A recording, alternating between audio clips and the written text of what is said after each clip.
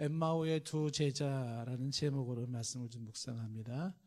인생의 유일한 꿈이 붕괴된 이 두 사람이 심히 좌절감에 낙심하며 고향으로 가고 있습니다.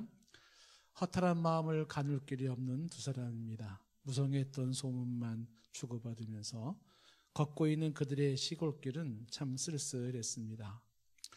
그랬다면서? 들었어? 그 소식? 누가 보았대. 요즘 같은 세상에 그런 일이 어디 있어. 말도 안 되는 소리. 이렇게 그들은 들었던 소문들을 이야기하면서 그 소문은 자신들에겐 아무런 중요성도 없다는 듯이 말을 합니다. 그렇게 약 한 10km쯤 걸어갔을 때 이미 자기들 앞에는 한 동행자가 있음을 알게 됩니다. 그 동행자가 묻습니다. 대체 무슨 얘기들을 주고받고 있는 거요? 두 사람은 말합니다. 아니, 당신도 보아하니 저 도시에서 온 것 같은데 그 도시에 빡 퍼져 있는 그 소문을 모른단 말씀입니까? 그리고 두 사람은 계속해서 말합니다. 나사렛 예수에 관한 이야기인데 우리는 그가 선지자인 줄 알았습니다. 그래서 우리는 그를 따랐지요. 우리는 그가 이스라엘 민족을 구원할 자라고 믿었습니다. 그런데 결국 그는 아주 초라한 모습으로 십자가에 못 박혀 죽었지 뭡니까? 다만 어떤 여자들이 그가 다시 살아났다고 이렇게 얘기를 하는데 그것은 그냥 소문에 불과한 거라고 생각합니다. 그러면서 이 두 사람은 한때나마 자기들이 가졌던 그 꿈과 기대가 붕괴되었음을 말을 합니다. 그리고 너무나도 허무해진 자신의 인생을 이야기합니다. 한참을 듣고 있던 이 동행자가 두 사람을 꾸짖기 시작합니다. 미련하고 강팍한 마음의 사람이여. 그러면서 그 부활했다는 소문을 차근차근 설명해 주기 시작을 했습니다. 이 설명을 듣던 이 두 사람은 마음이 뜨거워지기 시작했습니다. 그리고 눈이 밝아졌습니다. 두 사람은 이구동성으로 말을 합니다. 당신은 예수님? 그 순간 그 예수님은 순간적으로 사라지고 맙니다. 이미 밤이 깊어 어둠이 짙게 깔린 상황이었지만 이 청년들은, 이 두 사람은 다시 발길을 돌려서 그들이 떠났던 도시로 돌아갑니다. 그리고 그동안 들었던 예수 부활의 소문이 사실이었다고 외치기 시작합니다. 오늘 읽었던 내용을 제가 조금 이렇게 이해하기 좋게 다시 한번 각색해서 말씀을 전해드렸습니다. 이 말씀을 통해서 우리는 부활하신 주님을 만나기 전과 만난 후에 사람이 어떻게 달라지는지를 보고자 합니다. 부활하신 예수님을 만나기 전 그리고 만난 후에 달라진 두 모습입니다. 이 두 사람이 먼저 부활하신 주님을 만나기 전의 모습을 한번 봅시다. 첫 번째, 그의 만나기 전의 모습을 보면은 누가복음 24장 13절 말씀에 그날에 그늘 중에 둘이 예루살렘에서 25리 되는 엠마오로 하는 마을로 가면서 이렇게 되어 있습니다. 엠마오로 가고 있는 이 두 사람입니다. 엠마오로 간다 이렇게 되어 있는데 유대인들의 표현으로 말한다 그러면 유대인들은 항상 예루살렘의 중심이어서 예루살렘으로부터 떠나는 것을 내려간다라고 표현하고 예루살렘을 향하여 오는 것들은 다 올라간다는 표현을 씁니다. 그래서 이 사람들은 지금 예루살렘에서 엠마오로 가고 있기 때문에 엠마오로 내려가는 사람이라고 표현해도 옳습니다. 이 사람은 지금 어디로 가고 있냐면 시골 엠마오로 내려가고 있습니다. 그 엠마오로 가는 이 두 사람의 그 모습은 스스로의 실패자로 여기며 내려가는 길입니다. 인생 자체가 내려가는 인생입니다. 인생이 실패자라고 생각하는 순간입니다. 그들이 느낀 좌절감에 그들은 인생이 축축 처지기 시작했고 삶의 의욕은 사라진 상태입니다. 허무한 순간이죠. 예수님이 없는 상태에서 느끼는 인생이 그렇죠. 이렇게 내려가는 인생으로 처지는 인생입니다. 자꾸자꾸 인생이 허탈해지기 시작하는 것입니다. 부활의 주님을 만나기 전에 그들의 모습은 내려가는 인생, 그렇게 허탈한 모습으로 처진 모습으로 가는 인생이었습니다. 이게 첫 번째 특징이라면 부활의 주님을 만나기 전에 이들이 가졌던 두 번째 특징을 꼽는다면 그것은 자신과 동행하고 있는 예수님을 몰라본다는 겁니다. 오늘 말씀 15절 말씀에 보면은 그들이 서로 이야기하며 문의할 때에 예수께서 가까이 이르러 그들과 동행하시나 16절 그들의 눈이 가리워져서 그인 줄 알지 못하거늘 이라고 말합니다. 내 인생 여정 속에 나와 동행하시는 주님이 보이지 않습니다. 그래서 더 외롭고 그래서 더 쓸쓸합니다. 어차피 사람은 평생 나와 동행해줄 사람은 없습니다. 그런데 최소한 내 주님, 나의 주님, 나의 하나님 당신만큼은 항상 나와 함께 하실 줄 알았는데 언제부턴가 내 인생 여정 속에 그 주님이 보이지가 않습니다. 그래서 인생이 당황스러워집니다. 부활하시는 주님을 만나기 전의 모습입니다. 그때 나와 동행하고 계시는 그 예수님이 보이지 않더라는 거예요. 그래서 예수님이 없는 내 인생 속에 나는 슬퍼하며 방황하거나 혹은 당황스러워합니다. 이게 제자들이 보여줬던, 엠마오 제자들이 보여줬던 부활하신 주님을 만나기 전의 모습입니다. 세 번째, 부활하신 주님을 만나기 전에 이들의 모습을 보니까 인생이 참 우울합니다. 17절 말씀에 예수께서 말씀하시기를 너희가 길 가면서 서로 주고받고 하는 이야기가 무엇냐라고 할 때 두 사람이 슬픈 빛을 띠고 머물러 섰더라. 두 사람의 얼굴에는 슬픔이 가득 차 있습니다. 인생이 우울합니다. 부활하신 주님을 만나기 전에 인생의 슬픔, 인생이 하나도 즐겁지 않은 모습을 보여주고 있습니다. 인간의 영혼은 하나님으로부터 온 것이기 때문에 그 하나님을 떠나서는 어디서도 인생의 영혼은 만족할 수가 없습니다. 내가 예수 그리스도가 내 안에 거하시지 아니하면, 내가 그리스도 안에 거하지 아니하면 인생은 어디에서도 만족할 수가 없다는 것이 선인들, 예수를 만났던 우리의 신앙의 선조들이 하는 이야기입니다. 물고기는 반드시 물에 있어야 하고 나무의 뿌리는 반드시 땅에 있어야지만이 안식할 수 있듯이 우리의 인생은 예수님이 있어야 되고 하나님이 있어야 됩니다. 그 하나님이 없고 예수님이 없다고 판단되어지는 그 현장에서 느끼는 인생은 우울함이에요. 인생이 참 우울합니다. 슬퍼지는 인생입니다. 부활의 주님을 만나기 전의 모습입니다. 자, 그러면서 또 부활의 주님을 만나기 전에 이들의 모습은 어떤 모습이었냐면 믿음이 흔들리고 있는 모습입니다. 19절 말씀에 이르시되 무슨 일이냐 이르되 나사렛 예수의 일이니 그는 하나님과 모든 백성 앞에서 말과 일에 능하신 선지자이거늘이라고 말을 합니다. 이들이 이야기하는 그 예수는 선지자라고 얘기를 합니다. 그 예수님을 향하여 나의 주, 나의 하나님, 나의 그리스도라고 하는 고백이 없습니다. 예수 그리스도에 대한 신앙 고백이 없는 이들에게 오직 예수는 그저 말과 일에 능하신 선지자에 불과한 것입니다. 부활하신 주님을 만나지 못한 상태에서 이들의 믿음 상태는 20절 말씀에도 계속 나타납니다. 우리 대제사장들과 관리들이 사형 판결에 넘겨주어 십자가에 그 예수를 못 박았다고 이야기를 합니다. 십자가에 못 박힌 예수님까지만 말하고 있습니다. 그 십자가의 의미가 무엇인지를 말하지 못하고 있고 그분의 죽음의 의미가 무엇인지를 말하고 있지 않습니다. 왜 그분은 그렇게 십자가에 죽어야 했으며 그가 십자가에서 죽었던 그 사건이 나랑 무슨 상관이 있는지를 그들은 말하지 못하고 있습니다.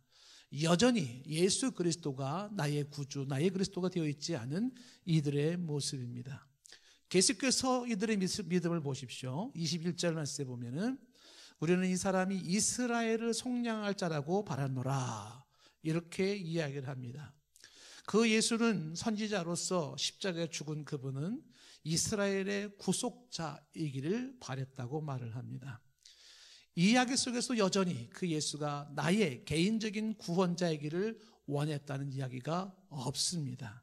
이게 이들의 믿음인 것입니다.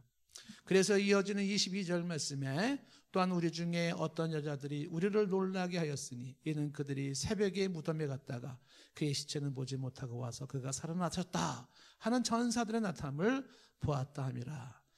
24절에 또 우리와 함께 한 자 중에 두어 사람이 무덤에 가 과연 여자들이 말한 바와 같음을 보았으니 예수는 보지 못하였느니라 하거늘. 예수의 부활 사건은 여전히 그냥 소문에 불과했습니다. 그랬다더라, 저자들이 봤다고 하더라, 이런 이야기에 끝나고 있는 모습입니다. 부활하신 예수님을 만나지 못했을 때, 부활하신 주님을 만나지 못한 자들의 모습이 이렇게 보여지고 있습니다. 인생은 내려가는 인생이에요. 축 처진 인생입니다. 그리고 나와 동행하시는 예수님이 보이지 않습니다. 그리고 삶은 우울합니다. 믿음은 흔들립니다. 아직도 예수님은 나의 구원자가 아닙니다. 그의 십자가의 죽으심이 무슨 의미가 있는지 상관이 없습니다. 헤아리지를 못합니다. 예수님은 단지 이스라엘의 구원자일 거라고만 생각했고 나의 구원자, 나의 개인적인 인격적인 구원자라고 생각하지 못합니다. 그리고 누군가가 부활을 이야기할 때 그것은 그냥 하는 소리, 떠드는 소리라고 생각하는 겁니다. 이게 부활하신 주님을 만나기 전에 나타났던 현상들입니다. 그런데 이 사람들이 부활의 주님을 만나죠. 만나는데 어떻게 만나냐면 말씀으로 만나는 겁니다. 이제 우리가 두 번째 크게 본문을 통해서 볼 것은 뭐냐면 말씀으로 만난 예수님이에요. 말씀으로 만난 부활의 주님입니다. 25절 말씀에 보면 이렇게 말씀하고 있죠. 이르되 예수님이 꾸짖습니다. 미련하고 선지자들이 말한 모든 것을 마음에 더디 믿는 자들이요 라고 말하고 있죠. 예수님의 책망은 미련하다는 것과 마음에 더디 믿는 것을 말하고 있습니다. 이 미련하다는 게 뭡니까?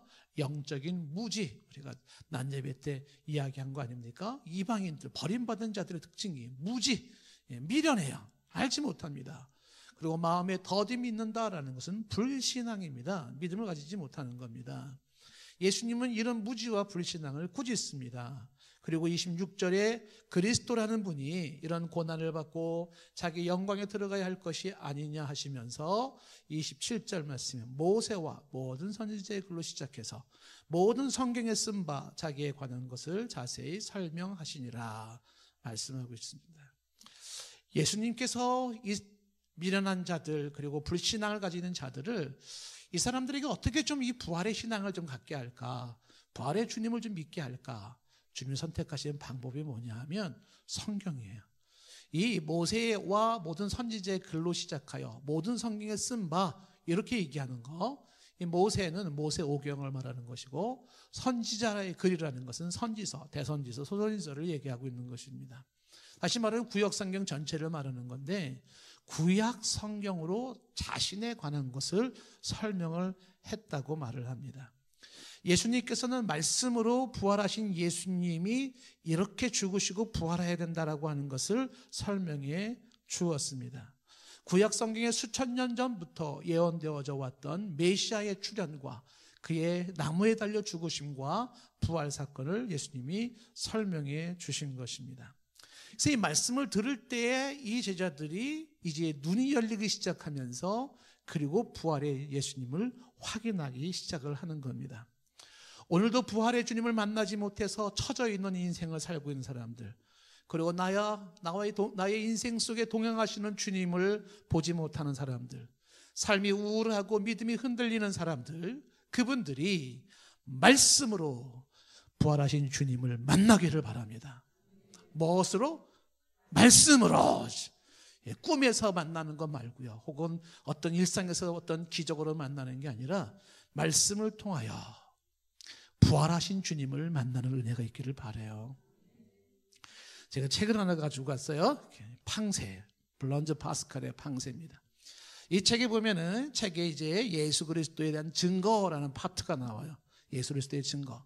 근데 이 책 증거, 예수 그리스도에 대한 증거 중에 이 책에 두 개, 예수님이 우리가 믿을 만한 분이다라고 하는 그 증거가 두 개만 말한다면 여러 개가 있어요. 그 중에 하나가 뭐냐면 구약에서부터 예언되어져 왔던 예언의 성취를 얘기를 하고 있습니다.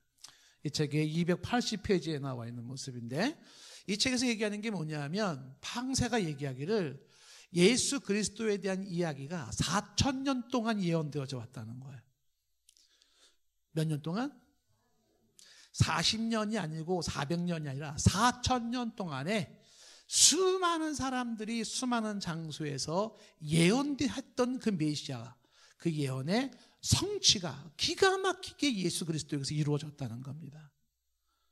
이러한 예언과 성취가 있는데 그 예수를 안 믿는다는 건 자기는 이해가 안 된다는 거예요. 팡세에 쓴 이 파스칼 얘기가.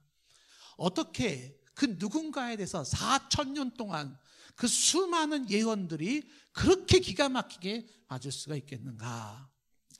그리고 또 하나가 이 파스칼이 방세에서 얘기하는 게 뭐냐면 예수 그리스도에 대한 증거 중에 하나가 뭐냐면 부활이라고 하는 거예요.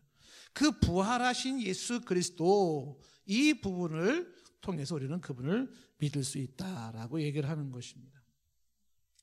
예를 들면 이분이 얘기할 때 책에 보면 이런 내용이 나와요. 어떤 게 나오냐면 제가 또 책을 보려면 이게 잘 안 보여요. 요지는 뭐냐면 예수 그리스도의 부활이 꾸며낸 이야기라면 그 제자들 중에 누군가 한 사람이 핍박과 그러면 인생의 어려움 속에서 그 꾸며낸 이야기에 대한 양심 선언을 할 가능성이 높다는 거예요. 그런데 제자들은 그 누구도 그 부활하신 주님을 증거하다가 순교를 했지, 그 예수 그리스도를 우리가 꾸며낸 이야기였었어요. 그때 우리가 그냥 이렇게 했던 얘기, 이렇게 양심 선언하는 사람이 없었다라는 이야기입니다. 이거 외에도 예수 그리스도에 대한 목격자들이, 부활의 목격자들이 아주 많이 있었다는 사실. 그래서 이 파스칼은 말을 하는 거죠. 예수 그리스도에 대한 증거는 너무 많다. 그래서 그 예수 그리스도를 우리가 부정할 수가 없다. 그걸 부정하는 사람은, 이런 증거가 있는데도 불구하고 부정하는 사람이 있다면 그 사람하고는 얘기도 하지 마라. 이 파스칼도 얘기하는 거죠. 예수 그리스도께서 증명하신 것처럼 구약 성경을 통하여 그렇게 예언되어져 왔던 예수 그리스도에 대한 이야기를 말을 하고 있습니다.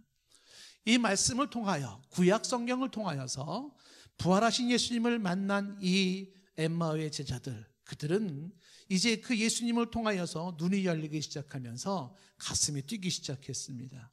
그래서 이제 오늘 말씀 29절 말씀에 보면은 그들이 강권하면서 예수님께 같이 유합시다. 때도 저물었고 날이 기울었습니다. 이렇게 얘기를 합니다. 감동이 되어서, 그리고 그 말씀을 좀 더 듣고 싶어서, 그래서 이제 지금 예수님을 붙잡고 있는 모습입니다. 말씀을 풀어주는 게 너무 좋았고, 말씀 속에서 다시 신앙이 살아나는 게 좋았습니다. 말씀으로 다시 부활하신 예수님을 만날 수 있는 순간이 좋았습니다. 오늘도 우리는 부활하신 주님을 말씀으로 만나는 은혜가 있기를 바랍니다. 그래서 예수님을 붙잡은 거예요. 더 듣고 싶었던 겁니다. 그만 얘기해서 짜증나요. 이제 뭐 빨리 좀 갔으면 좋겠어. 하여튼 사람들은 말이 많다니까. 뭐 이런 게 아니에요. 아니, 구구절절히 모세의 글부터 막 선지자의 글을 쭉 얘기하는데 너무 놀라운 거예요. 근데 그 말씀을 듣는데 너무너무 좋았던 겁니다. 저기 실례지만 나그네이신데 좀 얘기 좀 그만하면 안 되나요? 너무 말이 많으세요. 저희들 듣는 것도 짜증나거든요. 뭐 이런 개념이 아니에요. 저요, 좀 더 저희랑 같이 있어 주셔요. 좀 더 얘기 좀 해주세요. 그래서 어떻게 된 거예요? 말씀의 맛을 보고 말씀을 통하여서 그의 심령에 살아나기 시작한 겁니다. 저와 여러분들, 동산교회 성도 여러분들은 말씀이 재밌을 수 있기를 축복합니다. 말씀 듣는 게 좋습니다. 말씀 듣는 게 아주 신납니다라고 말할 수 있기를 바라요. 이제 이렇게 해서 말씀으로 부활한 주님을 만난 이 제자들은 이제 또 어떻게 달라졌나 보십시다. 좀 전에 부활의 주님을 만나기 전에 그 모습과 이렇게 말씀으로 부활의 주님을 만나고 이제 그 이후엔 또 어떻게 달라졌는지 보면 이렇게 되어 있습니다. 첫째가요, 눈이 밝아졌다 하는 거예요. 31절 말씀에 그들의 눈이 밝아져 그인 줄 알아보더니 라고 말하고 있습니다. 부활의 주님을 만난 이후에 그들은 영안이 밝아졌어요. 예수님을 알아보았다는 겁니다. 이 31절 말씀은 앞에 나와 있는 16절 말씀과 대조를 이루고 있는 겁니다. 좀 전에 16절 말씀에는 그들의 눈이 가리워져서 그인 줄을 알아보지 못하거늘이라고 말했습니다. 부활의 주님을 만나기 전에는 눈이 가려졌어요. 그래서 그분을 알아보지 못했어요. 그런데 부활의 주님을 만난 이후에는 오늘 31절에 눈이 밝아져서 그를 알아보았다라고 말합니다. 저와 여러분의 눈이 밝아져서 예수 그리스도를 알아볼 수 있기를 바라요. 두 번째, 이 부활한 주님을 만난 다음에 달라진 게 뭐냐면 이들이 마음이 뜨거워졌다는 겁니다. 확신과 기쁨이 생긴 거예요. 32절 말씀이죠. 그들이 서로 말하되 길에서 우리에게 말씀하시고 우리에게 뭘 풀어주실 때, 성경을 풀어주실 때에 우리 속에서 마음이 뜨겁지 아니하더냐. 마음이 뜨거워진 겁니다. 이 뜨거워진 거는 좀 전에 24장 17절 말씀과 대조를 이루는 거예요. 17절 말씀 끝부분에 뭐라고 되어 있냐면 슬픈 빛을 띠고 이렇게 되어 있잖아요. 슬퍼요. 인생이 우울했습니다. 그런데 부활의 주님을 만나고 이들의 마음은 뜨거워지기 시작했습니다. 뭔가 막 이 열기가 올라오기 시작을 한 것입니다. 이 부활의 주님을 만났던 이들이 이렇게 가슴이 뜨거워졌던 것은 그 예수님이 성경을 풀어주실 때였습니다. 오늘 32절 말씀에 성경을 풀어주실 때 가슴이 뜨거웠다라고 하는 겁니다. 진정 우리를 뜨겁게 하는 것이 말씀이기를 원합니다. 우리를 가슴을 뛰게 만드는 것이 말씀이어야 되는 겁니다. 누군가의 간증이 우리의 가슴을 뛰게 하는 것이 아니라 누군가의 체험이나 도취된 찬양이나 혹은 열광의 엑스타즈에 빠져있는 기도나 이런 것으로 뜨거워지는 것보다 말씀으로 뜨거워지기를 축복해요. 왜 그러냐 하면 이 말씀이 결국 우리를 지속적으로 붙잡는 신앙의 힘이기 때문에 그래요. 신앙이 말씀이 위에 서 있지 아니하면 그러면 그 신앙이 오래 못 가는 겁니다. 누군가로 인해서 드라마 같은 간증 소리를 들으면서 가슴이 뜨거워집니까? 혹은 막 열광적인 찬양하면서 가슴이 뜨거워집니까? 뭔가 막 신비한 상황에 빠지면서 뜨거워집니까? 그거 오래가는 신앙이 아니에요. 그런데 말씀에 내 신앙에 뿌리가 박혀 있어요. 그러면 이 말씀은 시간이 지나고 공간이 지나고 혹은 인생의 수많은 환경과 상황이 바뀌어도 어려움이 주어지고 힘든 게 있다 하더라도 변함없이 그 말씀이 나를 붙잡아 주는 겁니다. 그래서 진짜 좋은 신앙은 무슨 신앙이냐 하면 말씀을 풀어주실 때에 가슴이 뜨거워지는 신앙인 거예요. 근데 보통 말씀을 풀어줄 때 사람들은 지겨워지는 거란 말이에요. 지겨워. 사람들이 다 제 마음 같지가 않아가지고 제가 아주 괴롭습니다. 왜냐하면 저는 누가 말씀을 풀어주면 너무 좋거든요. 그래서 정말 이 제자들처럼 붙잡아서라도 밤이 맞는 시간이라도 더 얘기 좀 해주십시오. 그래서 이게 어떻게 된 겁니까? 막 이렇게 알고 싶고 듣고 싶은 사람 중에 한 사람이에요. 그래서 제가 혼자 성경 공부를 하지 않습니까? 왜? 알고 싶은 거예요.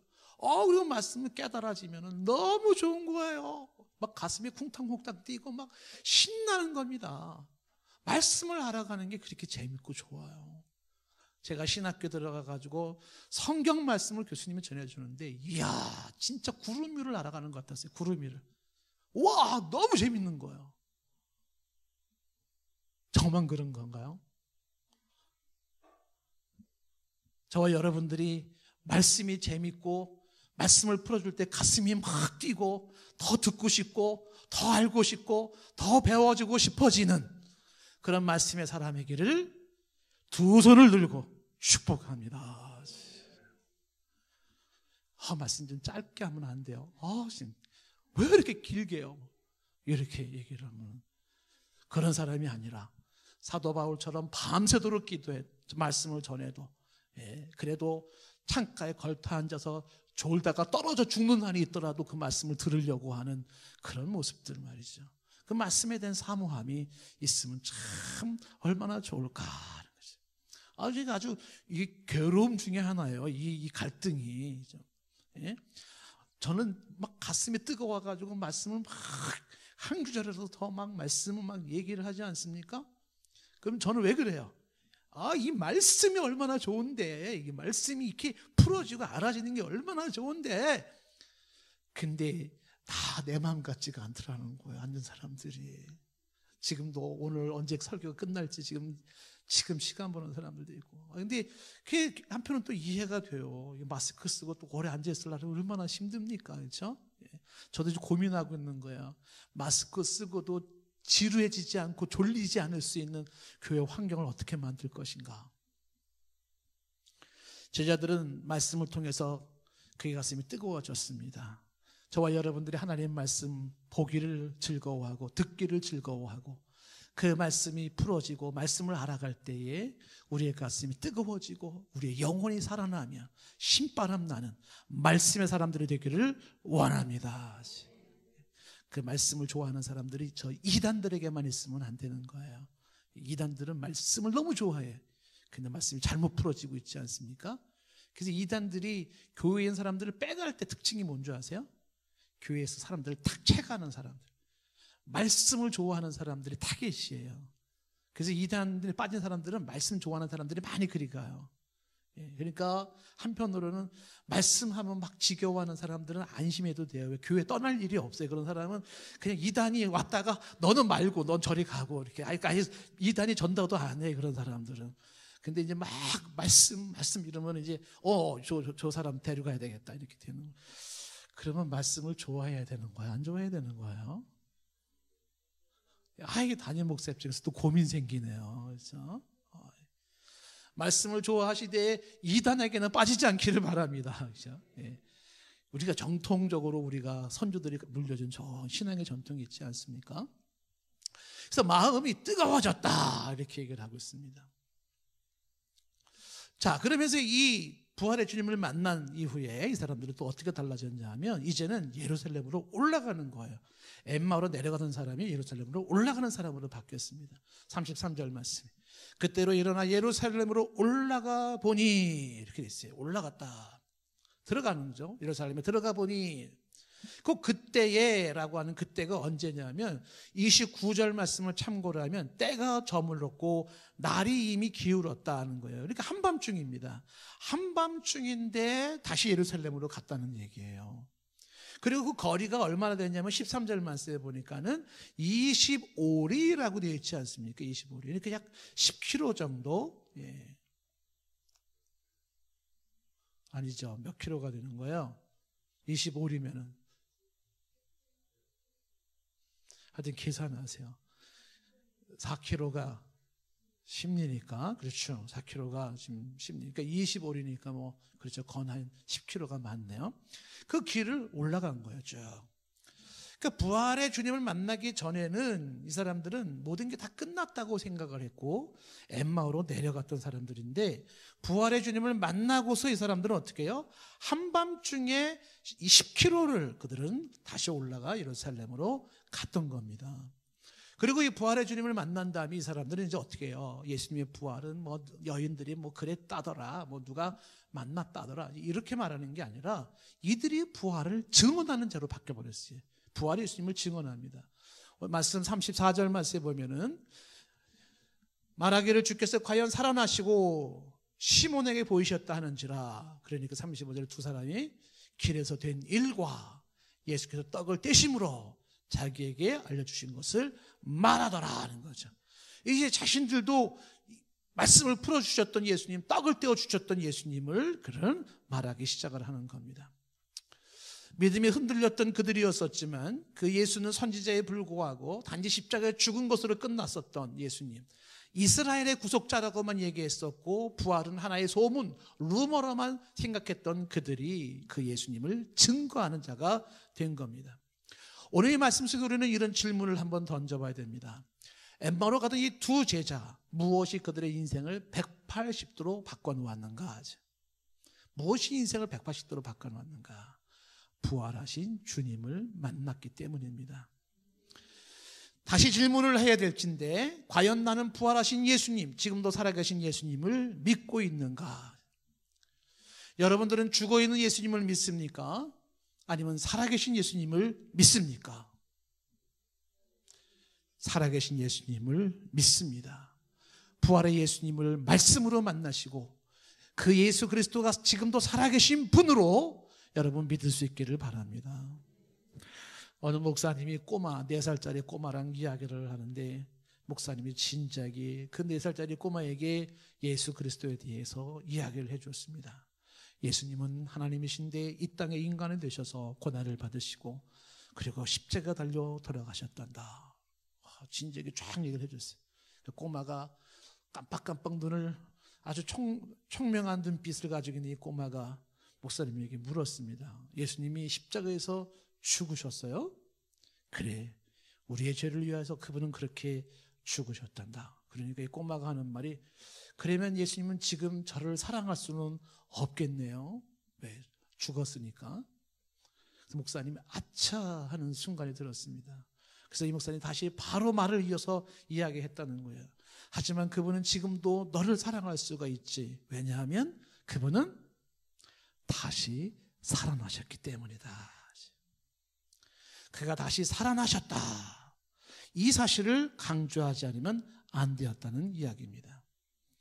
지금도 살아계신 예수님은 여전히 우리를 사랑하실 수 있는 분이십니다.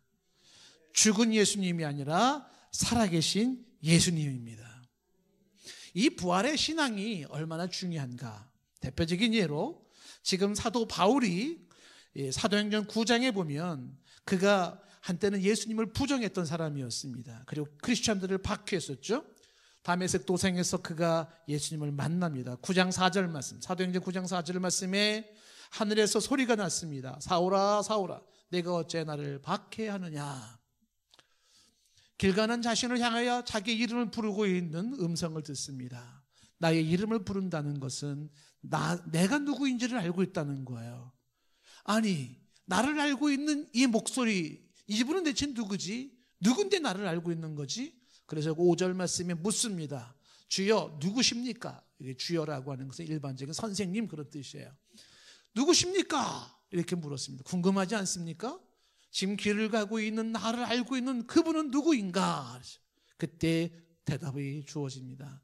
나는 내가 박해하는 예수라 라고 말을 합니다. 바울이 예수님을 언제 박해했습니까? 예수님을 직접 박해한 적은 없습니다. 그런데 예수님이 박해를 받고 있었다고 말을 하는 겁니다. 기독교인들을 박해한 것이 예수님을 박해한 것입니다. 예수님은 십자가에 죽은 것으로 끝인 줄 알았던 사도 바울이었습니다. 그런데 그분은 지금도 살아 계신 거예요. 그분은 십자가의 죽음으로 모든 것은 끝났다. 이제 그를 믿는 크리스찬들은 다 바보 같은 짓들이다. 신성모독을 하고 있는 그들을 건져내야 된다라고 해서 예수 믿는 사람들을 잡기를 원했던 그였습니다. 그런데 이게 웬일이에요? 그렇게 죽은 줄 알았던 그 예수는 살아 계셨습니다. 그리고 나를 보고 계셨던 거예요. 내게 가는 길을 보고 계시면서 나를 너무너무 잘 알고 있어 내 이름을 부르고 있었던 것입니다. 누굽니까? 그러니까 나는 네가 박해하던 예수라고 말해. 네가 그렇게 우습게 여기고 네가 그렇게 별 볼 없이 생각했던 예수라고 똑부러지게 말을 하는 겁니다. 아, 이게 뭐예요? 예수님이 살아계셨던 거예요. 예수님은 죽어있는 분이 아니었던 것입니다. 그때 이 사도 바울은 거기서 무릎을 꿇을 수밖에 없었습니다. 예수님은 지금도 살아계신 분입니다. 이렇게 부활하신 예수님을 만나면서 사도 바울은 그동안 예수님의 모든 이야기가 다 진리임을 확인하기 시작하는 겁니다. 평상시에 그를 믿음으로 죄사함이 이루어지고 그분이 구약의 완성으로 율법을 완성을 이루고 그분을 믿음으로 말미암아 하나님의 자녀가 되고 존재의 변화가 일어나고 행동의 변화가 일어나며 그를 통해서만이 하나님과 우리의 원수된 담이 허물어지는 것이고 그 예수님이 하나님으로 이 땅에 와서 이루어놓은 구원의 완성의 모든 메시지가 하나하나 이 퍼즐에 맞춰지는 것처럼 깨달아지기 시작하는 겁니다. 그동안 구약 성경에서 수많이 얘기했던 내용들이 이게 이렇게 맞아 들어가는구나. 복음을 깨닫기 시작하는 겁니다. 그리고 그 예수님을 향하여 내 평생 다들여 예수를 증거하는 사람으로 바뀌어졌습니다. 수많은 박해와 수많은 고뇌 속에서도 그 예수를 증거하다가 죽은 게 바울입니다. 무엇이 그를 이렇게 바꿔놓았습니까? 부활의 주님, 살아계신 예수님을 만났기 때문입니다. 예수님이 돌아가셨다는 이야기를 듣고 여인네들이 무덤 위를 찾아갔습니다. 예수님의 시신이라도 거두어서 장례를 치러주고 싶었던 여인들이 무덤가에서 예수님 시체가 어딨나 찾고 있었습니다. 그때 천사들은 이렇게 말을 합니다. 누가복음 24장 5절 말씀에 여자들이 두려워 얼굴을 땅에 들었을 때 두 사람이 이르되 어찌하여 살아있는 자를 죽은 자 가운데서 찾느냐라고 얘기를 합니다. 어찌하여 살아있는 자를 죽은 자 가운데서 찾느냐라는 이 질문. 어찌하여 그대들은 살아계신 분을 죽은 자처럼 취급하는가? 어찌하여 살아계신 예수를 마치 살아계시지 않은 것처럼 그렇게 취급을 하는가? 심각한 질문입니다. 혹시 우리의 삶이 살아계신 예수님을 죽은 자 가운데서 찾고 있지는 않습니까? 예수님은 죽어있는 분이 아니라 살아나신 분이에요. 그분은 부활하신 이후에 다시 죽었다는 이야기가 없습니다. 도무지 예수님이 메시아로 인정할 수 없었던 도마 이야기를 우리가 잘 알고 있습니다. 어떻게 그가 우리의 구세주가 되고 그가 어떻게 하나님의 아들이 될 수 있는가, 이런 아주 심각한 회의를 가지고 있었던 도마. 그 도마에 대한 이야기가 이렇게 나와 있습니다. 요한복음 20장 24절 말씀에 12제자 중에 하나로서 디두모라 하는 도마는 예수께서 오셨을 때에 함께 있지 아니한지라. 25절에 다른 제자들이 그에게 이르되 우리가 주를 보았다. 그러니까 도마가 말하기를 내가 그의 손에 못자국을 보며 내 손가락을 그 못자국에 넣으며 내 손을 그 옆구리에 넣어보지 않고는 믿지 아니하겠노라 말합니다. 26절에 여드레를 지나서 제자들이 다시 집 안에 있을 때에 도마도 함께 있었고 문들은 닫혔는데 예수께서 짠 나타나신 겁니다. 그리고 서서 말씀하시기를 너희에게 평강이 있을지어다 말합니다. 그리고 27절에 도마에게 찍어서 얘기합니다. 내 손가락을 이리 내밀어 내 손을 보고 내 손을 내밀어 내 옆구리에 넣어보라. 그래 믿음 없는 자가 되지 말고 믿는 자가 되라. 28절 말씀에 도마가 말합니다. 나의 주시오 나의 하나님이시니이다. 예수님이 말하기를 너는 나를 본고로 믿느냐? 보지 못하고 믿는 자들이 복되도다 말씀하십니다. 부활하신 주님을 만나기 전에 도마는 예수님이 나의 주 나의 하나님이 아니었어요. 그러나 부활하신 주님을 만났습니다. 그리고 그는 인생에서 고백하기를 예수님은 나의 주 나의 하나님이라고 고백을 하는 겁니다. 말씀을 통해서 이 엠마오 제자들이 이 부활하신 예수님을 만난 것처럼 저와 여러분들이 말씀을 통하여서 부활하신 예수님을 만나고 살아가신 예수님을 만나고 그리고 그 예수님이 나의 주시고 나의 하나님이 되어야 할 겁니다. 죽어있는 그 예수님이 아니라 살아계신 예수님으로 말입니다. 스데반도 부활하신 주님을 믿었기에 만났기에 그는 순교하면서까지도 이렇게 고백을 하는 겁니다.